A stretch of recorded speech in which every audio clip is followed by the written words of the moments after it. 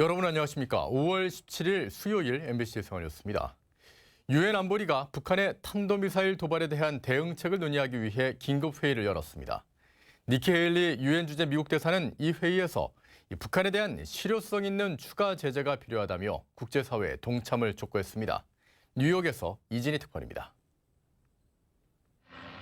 지난 14일 북한의 탄도미사일 도발에 대응하기 위한 유엔 안전보장이사회 긴급회의가 우리 시간으로 오늘 새벽 유엔 본부에서 비공개로 열렸습니다.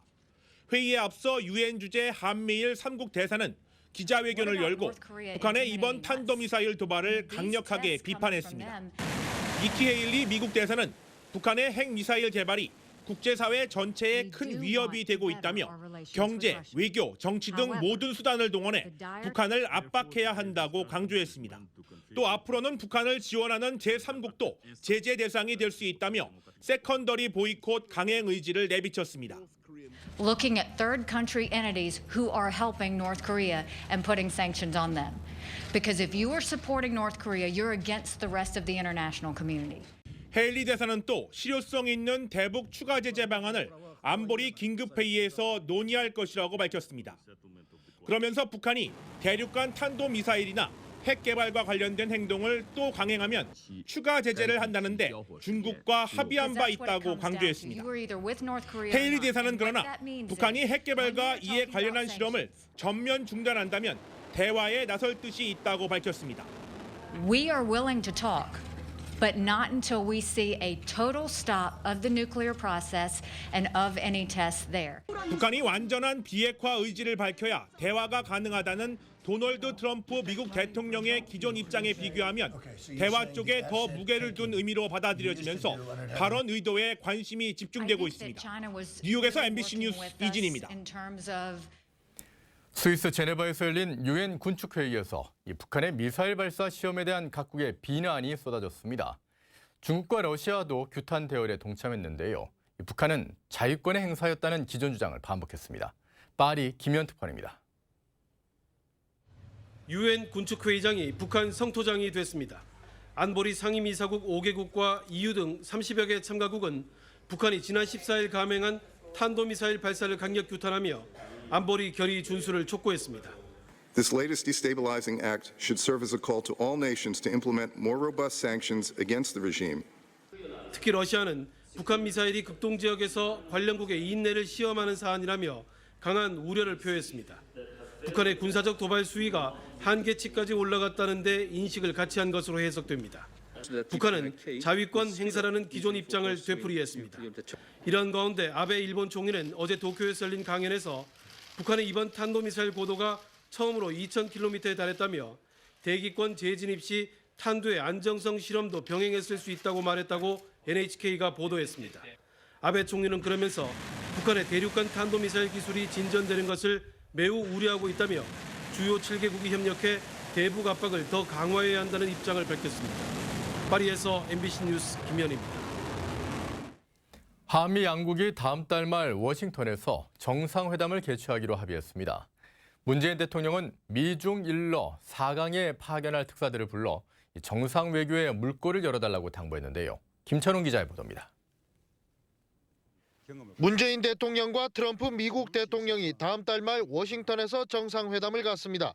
6월 말 워싱턴에서 조기에 개최하는 방안에 대해 원칙적으로 합의하고 정의용 외교안보 TF 단장과 매튜 포틴저 백악관 국가안전보장회의 아시아 담당 선임보좌관은 북핵의 완전한 폐기를 위해 모든 수단을 동원하고 과감한 공동 방안을 모색한다는 등의 내용에 합의했습니다. 포틴저 선임보좌관은 북한과의 대화는 조건이 충족돼야만 가능하다는 분명한 입장을 거듭 밝혔습니다. 문 대통령은 미중 일러 4강에 파견할 특사를 불러 정상외교 복원을 선언했습니다. 쭉 이렇게 막혀 있었던 정상 외교의 공백을 풀어내는 첫 시작이 본격적인 시작이 우리 특사단이 지금 각국으로 가는 것이라고 생각합니다. 특사들에게는 새 정부가 국민의 힘을 통해 출범했으며 이제는 정치적 정당성과 투명성이 중요해졌다는 점을 4강 지도자들에게 전달해달라고 주문했습니다. MBC 뉴스 김천홍입니다. 세월호 수색 현장에서 일주일째 사람의 것으로 추정되는 뼈가 수습되고 있습니다. 선체조사위원회는 일본에서 세월호를 도입하는 과정부터 이 침몰까지의 모든 과정을 조사하겠다고 밝혔습니다. 김진성 기자의 보도입니다. 일반인 승객이 머물렀던 3층의 에스컬레이터 부근에선 어제까지 사흘 동안 30점 이상의 뼈가 수습됐습니다. 어제는 주요 부위의 유골 11점이 추가로 발견됐습니다. 미수습자 가족들은 한 달가량 소요될 DNA 감식 결과에 집중하고 있습니다. 그 잠수사들이 뒤질 만큼 뒤져서 더 이상 뒤질 수가 없다는 자리에서 지금 어제 오늘 많이 나와요 지금. 세월호 선체조사위원회는 선체에 대한 조사뿐 아니라 일본에서 도입된 경위부터 침몰까지 모든 과정을 통해 침몰 원인을 조사하겠다는 입장입니다. 인양 과정에서 선체에 구멍을 뚫는 작업 등의 적절성 여부도 확인하겠다고 밝혔습니다. 증거에 대한 훼손이 심해져서 진상규명이 어려워지는 그런 증거 훼손의 문제가 있기 때문에 그런 차원에서 조사를 하겠다 이런 말씀입니다. 선조위는 진상규명 활동 역시 미수습자 수습을 최우선적으로 진행한다는 원칙은 분명히 했습니다. MBC 뉴스 김진선입니다.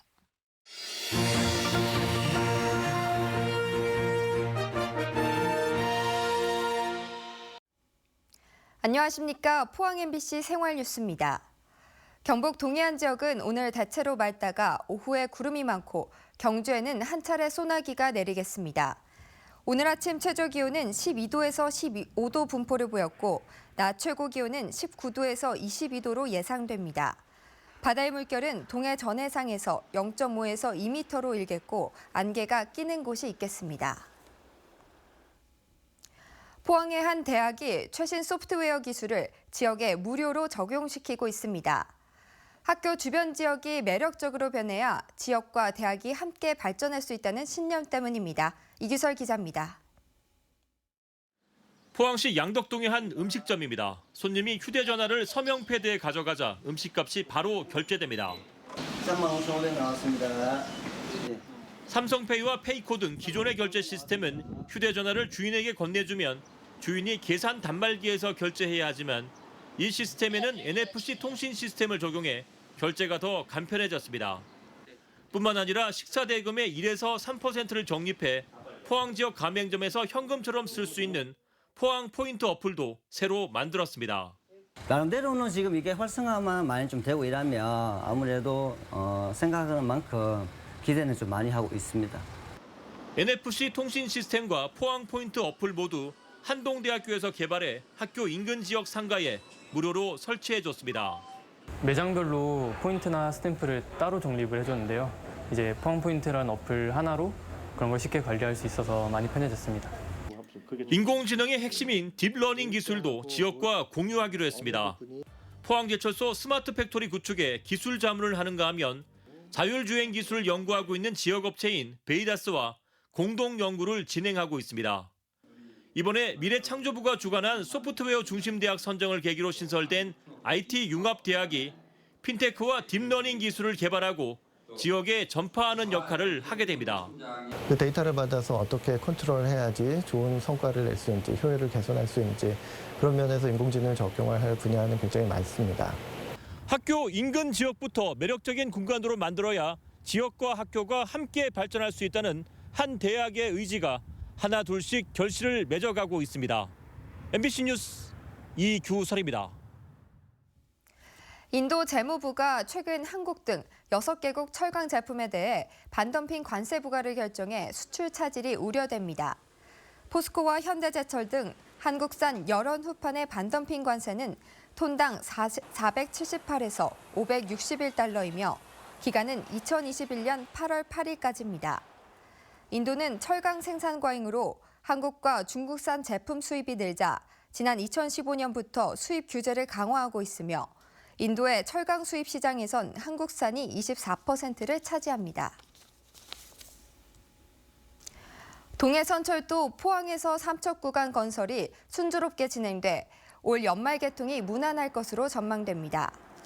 한국철도시설공단 영남본부는 포항에서 영덕 44km 구간에 궤도 설치를 완료하고 품질 확인을 위한 검증 작업도 최근 마쳤다고 밝혔습니다.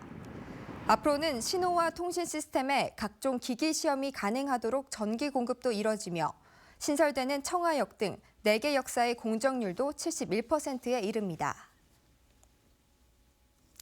산림청의 요청에 따라 경상북도도 산불 조심 기간을 이달 말까지로 연장했으나 예산 부족 등으로 헬기와 충분한 인력 배치는 힘들 것으로 보입니다. 포항시와 경주시는 헬기 임차 기간이 끝나 15일자로 철수시켰고 예산 사정으로 200여 명에 달하는 일반 산불 감시원도 철수시켜 종점과 같은 산불 감시는 어려울 것으로 보입니다. 다만 산불 상황실과 진화대는 그대로 운영하고 읍면동에서 순찰을 강화하는 방법으로 산불에 대비하기로 했습니다. 산림청은 강원도 삼척과 강릉, 경북 상주에서 지난 5일 대형 산불이 잇따라 발생함에 따라 15일 종료 예정이던 봄철 산불 조심 기간을 이달 말로 연장했습니다. 이상으로 포항 MBC 생활 뉴스를 마칩니다. 고맙습니다.